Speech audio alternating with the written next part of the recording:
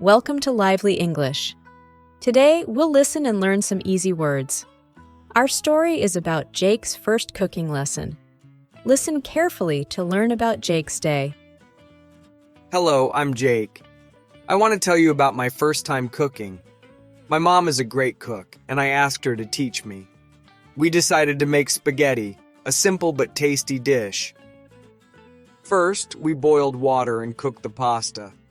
Then, we made a sauce with tomatoes, garlic, and herbs. I stirred the sauce and tasted it to make sure it was good. When the spaghetti was ready, we mixed it with the sauce. We sat down to eat, and I was excited to try what I made. It was delicious. I learned that cooking can be fun and rewarding. Now I want to learn more recipes and cook for my family.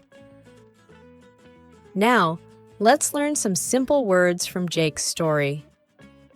Cooking is preparing food to eat. Pasta is a type of food made from dough. Sauce is a liquid or semi-liquid mixture served with food. Let's practice saying what Jake learned and did during his cooking lesson. This will improve your English. Remember, cooking is not only a skill, but a way to bring joy to others. Join us again for more tasty tales. Goodbye!